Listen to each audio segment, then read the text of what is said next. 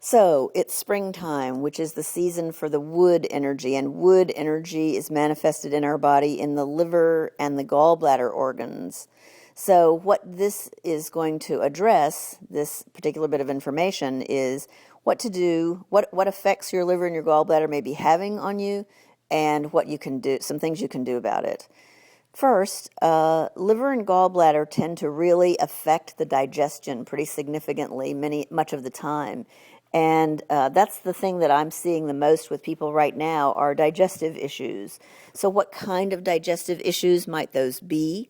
Well, there are things that happen in the upper digestive system, such as stomach ailments, things that happen with heartburn, indigestion, that kind of thing. Then there are also gallbladder issues, is how the upper digestion manifests most often.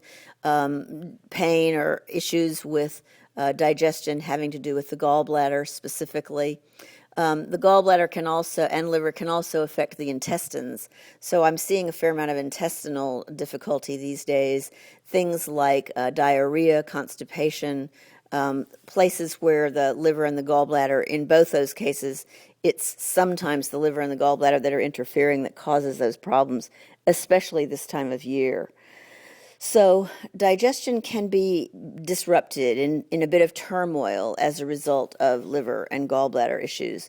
Things you can do about those are, one, be aware that stress, of which I know there is no shortage these days for most people, is going to affect the liver and the gallbladder first and foremost, because they are the organs that capture the initial brunt of stress in our systems. Then it may go on to address other things, but the liver and the gallbladder are going to be first and foremost. So the stress could be affecting things. Do your best to minimize the stress so that the liver and the gallbladder will be affected less.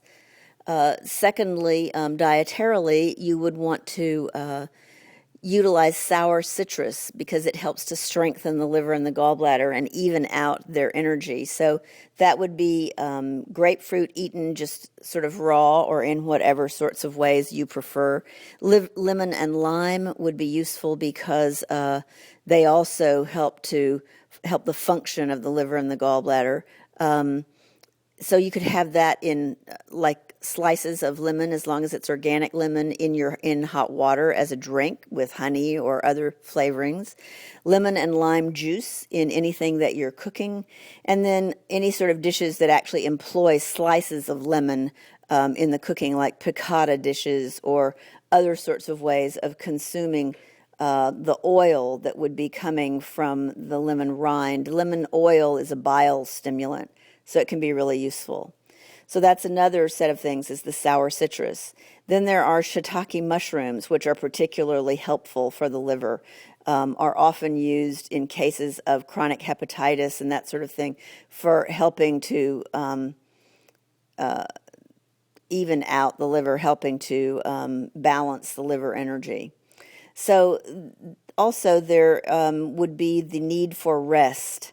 It would be really useful if you can make sure that you're as rested as possible, trying not to get burned out.